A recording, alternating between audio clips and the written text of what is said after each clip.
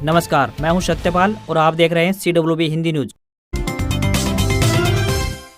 शक संवत 1947 विक्रम संवत 2082 आज आषाढ़ मास के शुक्ल पक्ष की त्रयोदशी तिथि और दिन मंगलवार है। तदनुसार अंग्रेजी तारीख 8 जुलाई सन 2025।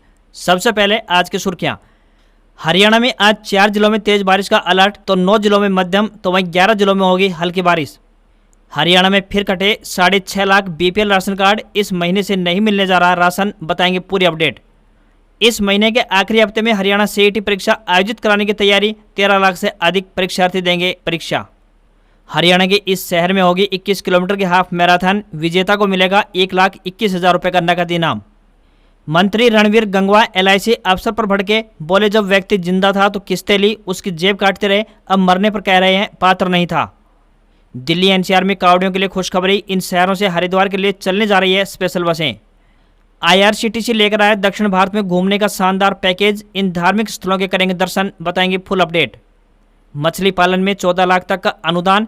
अनुसूचित जाति के बेरोजगारों को मिलेगा लाभ। तालाब व अन्य संसाधनों पर भी मिलेगी सब्सिडी। और जापान और दक्षिण कोरिया पर 25% टैरिफ लगाएगा अमेरिका। ट्रंप का ऐलान। भारत समेत 12 से ज़्यादा देशों को टैरिफ लेटर भेजेंगे। और अब खबरें विस्तार से। हरियाणा के 8 जिलों में सोमवार को बारिश हुई। इनमें हिसार, जींद, झज्जर, रेवाड़ी, चरखी दादरी, फतेहाबाद, करनाल और फरीदाबाद शामिल रहे। हिसार में तेज बारिश से दोपहिया वाहन जल भराव में डूबते हुए दिखाई दिए, तो वहीं चरखी दादरी में DC की सरकारी कोठी के बाहर भी पानी भर गया। फरीदाबाद में बस स्टैंड में पानी भर गया, जिससे सवारियों को बहुत परेशानी सामने आई। यहाँ बल्लभगढ़ की अनाज मंडी में भी पानी भरा हुआ दिखाई दिया, तो वहीं झज्जर के लघु सचिवालय और फतेहाबाद के टोहाना के सदर थाना में जल भराव की स्थिति देखी गई। मौसम विज्ञान केंद्र ने प्रदेश में आज भी बारिश का अलर्ट जारी किया है, जिसमें 3 जिलों पंचकुला, अंबाला व यमुनानगर में तेज बारिश का अलर्ट जारी किया गया है, तो वहीं 9 जिलों कैथल, कुरुक्षेत्र, करनाल, पानीपत, सोनीपत, गुरुग्राम, फरीदाबाद, पलवल व मेवात में मध्यम बारिश और 11 जिलों में यानी हिसार, सिरसा, फतेहाबाद, जींद, भिवानी, रोहतक, चरखी दादरी, झज्जर, महेंद्रगढ़ व रेवाड़ी में हल्की बारिश की संभावना जताई गई है। वहीं 10 जुलाई तक पूरे प्रदेश में बारिश होगी। इससे तापमान में गिरावट आएगी और उमस भरी गर्मी से राहत मिलती हुई दिखाई देगी। समग्र शिक्षा विभाग जींद में शैक्षिक स्वयंसेवक के पदों पर भर्ती के लिए आवेदन मांगे गए हैं। जींद के 7 खंडों के लिए 7 से 14 वर्ष तक के बच्चों को विशेष प्रशिक्षण प्रदान करने के लिए शैक्षिक स्वयंसेवकों को आबंध करने के लिए योग्य उम्मीदवारों से आवेदन आमंत्रित किए जाते हैं। इन पदों के लिए आवेदक 12वीं पास व B.Ed या D.Ed या स्पेशल B.Ed धारक होने चाहिए व न्यूनतम 50% और समकक्ष होना चाहिए। किसी भी वर्ग के उम्मीदवारों को कोई भी आवेदन शुल्क नहीं देना होगा। न्यूनतम आयु 18 वर्ष और अधिकतम आयु 42 वर्ष तय की गई है। आवेदन करने की आखिरी तिथि 15 जुलाई 2025 सायं 5 बजे तक रहेगी। सैलरी 11,000 रुपये पर मंथ मिलेगी। उम्मीदवारों से विनम्र निवेदन है कि भर्ती के लिए आवेदन करने से पहले आधिकारिक विज्ञापन अवश्य देख लें।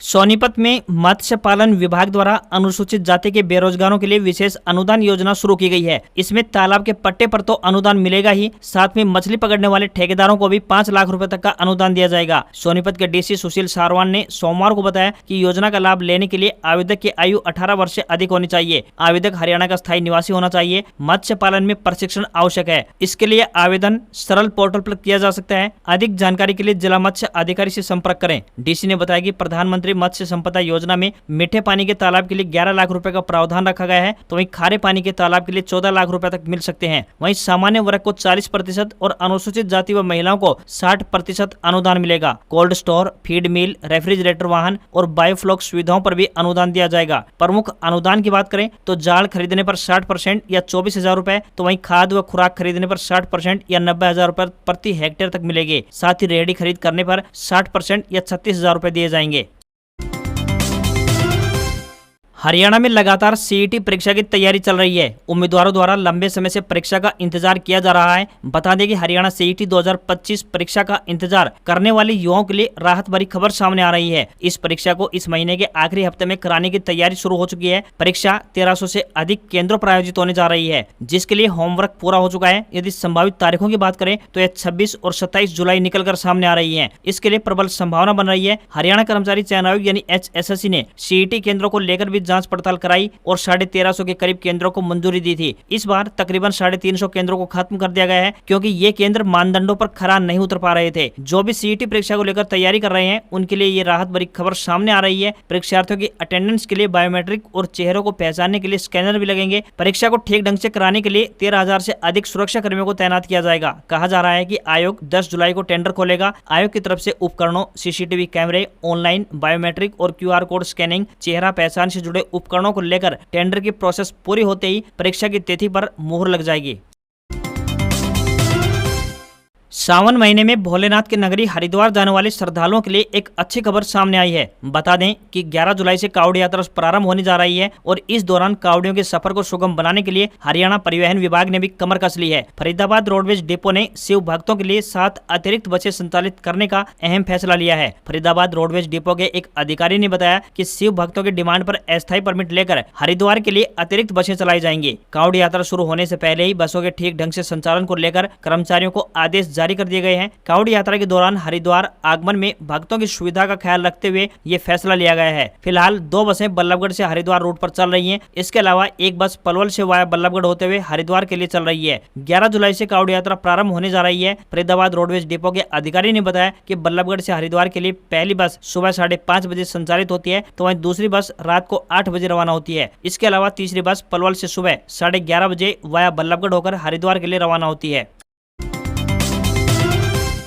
हरियाणा में बीते 3 महीनों के भीतर 6,36,000 से अधिक परिवारों को BPL यानी कि गरीबी रेखा से नीचे की श्रेणी से बाहर कर दिया गया है। इन परिवारों की सालाना आय 1,80,000 रुपए से अधिक हो गई है, जिसके चलते इनका नाम पात्र परिवारों की सूची से हटा दिया गया है। अब इन परिवारों को अगस्त महीने से सरकारी योजना के तहत मिलने वाला मुफ्त राशन यानी फ्री का राशन नहीं दिया जाएगा। खाद्य आपूर्ति निदेशालय ने 30 जून तक का जो डाटा जारी किया है उसके अनुसार अब प्रदेश के 46,14,604 परिवार ही BPL श्रेणी में रह गए हैं। जून महीने में BPL परिवारों की संख्या 48 लाख, मई में 49,22,000 और अप्रैल महीने में करीब 52,50,000 थी। यानी केवल 3 महीने के अंदर अंदर प्रदेश में 6,36,136 परिवारों की BPL राशन कार्ड रद्द कर दिए गए हैं। सबसे अधिक कार्ड फरीदाबाद में रद्द किए गए हैं, इसके बाद पानीपत में और उसके बाद करनाल में राशन कार्ड रद्द किए गए हैं। हरियाणा सरकार ने आम जनता को विभिन्न योजनाओं का लाभ देने के लिए परिवार पहचान पत्र यानी PPP अनिवार्य कर दिया है, लेकिन कई बार इसमें गलतियों के कारण लोगों को दफ्तरों के चक्कर लगाने पड़ते हैं। इसी बीच अब सरकार ने एक बड़ा और अहम फैसला लिया है कि PPP यानी PPP में त्रुटियों को केवल 3 बार ही सुधारा जा सकेगा। इसके बाद पोर्टल पर सुधार का विकल्प अपने आप ही बंद हो जाएगा। यदि CSC सेंटर पर तय सूची से अधिक शुल्क वसूला गया है तो नागरिक संसाधन सूचना विभाग यानी CRID संबंधित कॉमन सर्विस सेंटर यानी CSC के खिलाफ भी कार्रवाई करेगा। इसके लिए ADC की अध्यक्षता में एक 5 सदस्यीय टीम गठित की गई है, जो शिकायत मिलने पर CSC सेंटर पर छापेमारी कर सकती है। CRID को कई बार शिकायतें मिली हैं कि कई अपात्र लोग PPP में छेड़छाड़ करके योजनाओं का लाभ ले रहे हैं। बार बार सुधार के लिए आवेदन आने से CRID कर्मियों पर भी काम का बोझ अतिरिक्त रूप से बढ़ जाता है। अब ये सुधार सीमित कर दिए गए हैं, यानी नए PPP के लिए सभी आवश्यक दस्तावेजों जैसे कि आधार कार्ड, बैंक खाता, बिजली बिल, जमीन आदि को जोड़ना अनिवार्य होगा। साथ ही नागरिकों से अपील की गई है कि वे शुरुआत में ही अपने सही दस्तावेज पूर्ण रूप से जमा करवाएं। हरियाणा के कैथल से इस वक्त की बड़ी खबर सामने आई है, जहां 13 जुलाई को 21 किलोमीटर के हाफ मैराथन आयोजित करवाई जाएगी, जिसमें पहला स्थान प्राप्त करने वाले विजेता को 1,21,000 रुपए इनाम मिलेंगे। बता दें कि मैराथन में भाग लेने के लिए आपको पहले रजिस्ट्रेशन करवाना अनिवार्य होगा। इस मैराथन की शुरुआत अंबाला रोड पर स्थित लोक निर्माण विभाग के विश्राम गृह से होगी, जिसे राज्य के मुख्यमंत्री नायब सिंह सैनी हरी झंडी दिखाकर रवाना करेंगे। मैराथन 3 कैटेगरी में आयोजित होगी, जिसमें 21 किलोमीटर और 10 किलोमीटर की प्रोफेशनल और 5 kilometre run for fun race शामिल है। इन तीनों कैटेगरी में शामिल होने के लिए आपको अलग अलग चार्ज देने होंगे। यदि आप 21 किलोमीटर की मैराथन में भाग लेना चाहते हैं तो इसके लिए आपको 200 रुपए, जबकि 10 किलोमीटर मैराथन में भाग लेना चाहते हैं तो 100 रुपए रजिस्ट्रेशन फीस के लिए देने होंगे। वहीं 5 किलोमीटर मैराथन की रजिस्ट्रेशन के लिए किसी प्रकार की कोई फीस निर्धारित नहीं की गई है। इस आयोजन को लेकर तैयारियां लगभग पूरी हो चुकी है, जिसमें सभी आमजन बढ़ चढ़कर हिस्सा लेंगे। जिले की DC प्रीति ने बताया कि पुरस्कार राशि में अब 21 किलोमीटर के हाफ मैराथन में पहला स्थान प्राप्त करने वाले विनर को 1,21,000 रुपए, दूसरा स्थान प्राप्त करने वाले प्रतिभागी को 1 लाख रुपए और तीसरा स्थान पर आने वाले प्रतिभागी को 75,000 रुपए नगद इनाम दिया जाएगा। वहीं 10 किलोमीटर मैराथन में पहला स्थान प्राप्त करने वाले विनर को 1 लाख रुपए, दूसरे स्थान पर आने वाले विनर को 75,000 रुपए और तीसरा स्थान प्राप्त करने वाले प्रतिभागी को 50,000 रुपए का नगद इनाम दिया जाएगा।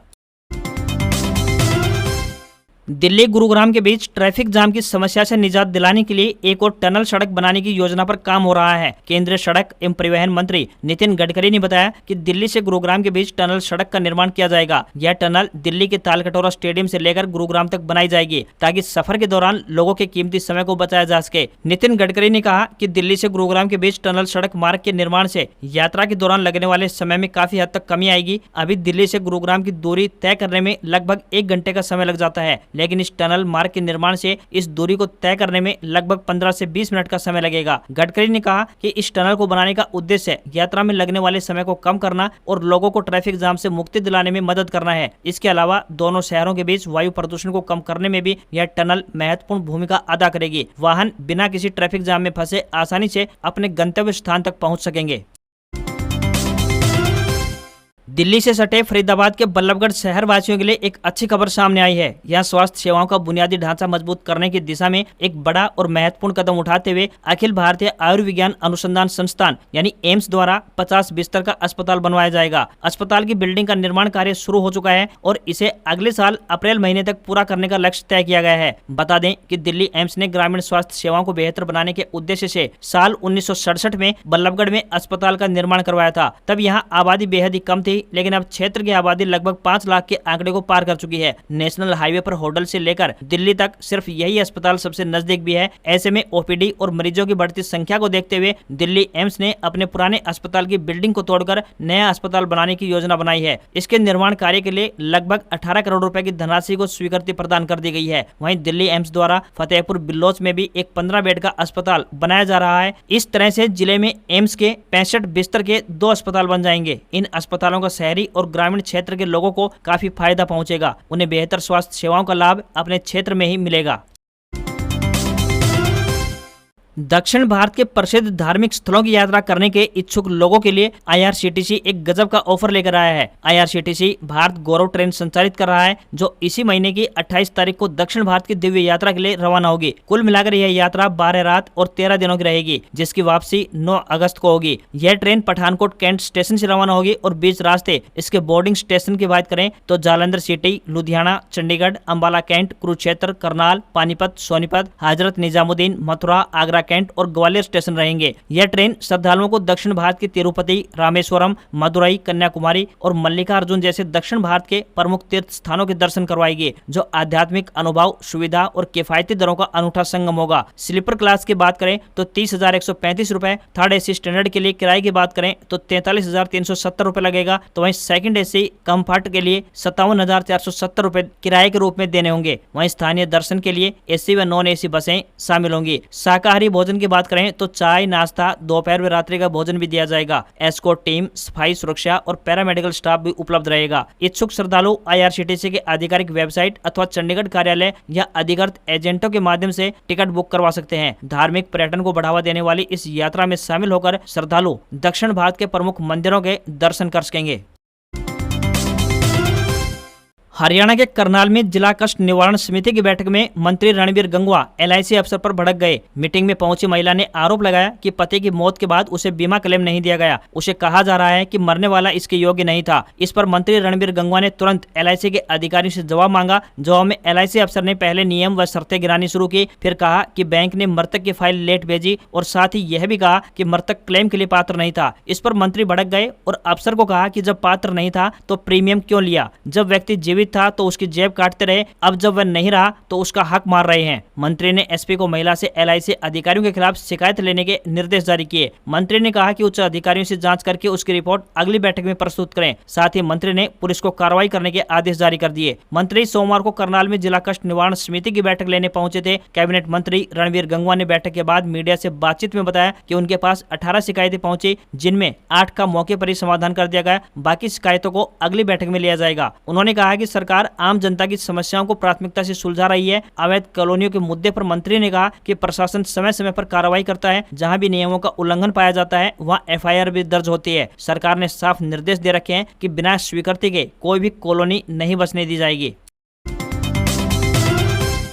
राज्यसभा सांसद किरण चौधरी ने एक बार फिर से पूर्व सीएम चौधरी भूपेंद्र सिंह हुड्डा और उनके सांसद बेटे दीपेंद्र हुड्डा को निशाने पर लिया है। किरण चौधरी ने झज्जर में कहा कि जिन लोगों ने दोनों हाथों से हरियाणा को लूटा हो, उनके मुंह से सरकार पर लूट करने के आरोप शोभा नहीं देते। पूर्व सीएम भूपेंद्र सिंह हुड्डा द्वारा सरकार पर राशन डिपो के माध्यम से गरीबों के साथ लूट करने और हरियाणा में बाहरी लोगों को नौकरी दिए जाने के दीपेंद्र हुड्डा के आरोपों पर भी चुटकी ली। उन्होंने कहा कि पिता पुत्र के मुंह से इस प्रकार के आरोप शोभा नहीं देते, कारण कि जिस पिता पुत्र ने अपने राज्य में हरियाणा को दोनों हाथों से लूटा हो वह इस प्रकार के आरोप लगाए तो हंसी आती है। इन दिनों हरियाणा में कांग्रेस का संगठन बनाए जाने को लेकर चल रही कवायद पर बोलते हुए किरण चौधरी ने कहा कि वैसे तो हरियाणा में कांग्रेस का संगठन पिछले 15 साल से ही नहीं था, लेकिन अब जब यह बन रहा है तो यह एक तरह से पूर्व सीएम भूपेंद्र सिंह हुड्डा के गले की फांस बन गया है। कारण कि संगठन बन गया तब भी और नहीं बना तब भी हुड्डा की हर मामले में किरकिरी होनी है, क्योंकि पूरे हरियाणा में हुड्डा व उनके पुत्र ने एक एक हल्के से कई कई लोगों को प्रलोभन दे रखे हैं जो कि उनके गले की फांस बनने वाले हैं।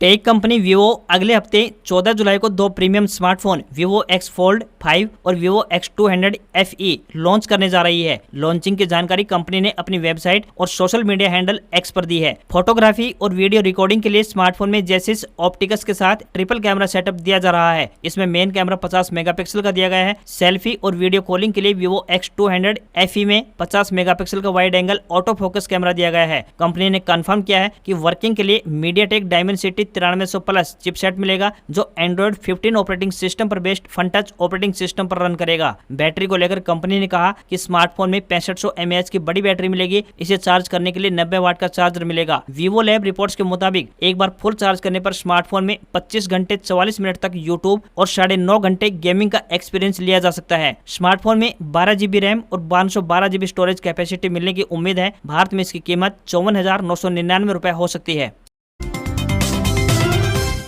हफ्ते के पहले कारोबारी दिन भारतीय शेयर बाजार में सेंसेक्स तकरीबन 10 अंक चढ़कर 83,443 के स्तर पर क्लोज हुआ। निफ्टी में कोई बदलाव नहीं हुआ। ये पिछले क्लोजिंग वाले स्तर यानी 25,461 के स्तर पर भी बंद हुआ। सेंसेक्स के 30 शेयरों में से 18 में गिरावट रही। BEL, टेक महिंद्रा और अल्ट्राटेक सीमेंट 2.4% तक गिरे। कोटक महिंद्रा बैंक और हिंदुस्तान यूनिलीवर में 3% तक की तेजी दिखाई दी। निफ्टी के 50 शेयरों में से 28 नीचे बंद हुए। NSE के IT, मीडिया और मेटल सेक्टर्स में सबसे ज्यादा गिरावट देखने को मिली। वहीं FMCG 1.7% तेजी के साथ बंद हुआ। 24 कैरेट सोने का दाम 284 रुपए कम होकर 96,737 रुपए प्रति 10 ग्राम के स्तर पर पहुंच गया है। तो वहीं चांदी की कीमत 556 रुपए कम होकर 1,07,024 रुपए प्रति किलोग्राम के स्तर पर पहुंच गई। दिल्ली में 24 कैरेट सोने की कीमत 98,440 और 22 कैरेट सोने की कीमत 90,250 रुपए प्रति 10 ग्राम के स्तर पर पहुंच गई है। आज खबरों में बस इतना ही। देखते रहिए आपका अपना हरियाणा का सबसे बेहतरीन news channel CWB Hindi news. नमस्कार। इसी आशा के साथ आपका दिन शुभ रहे।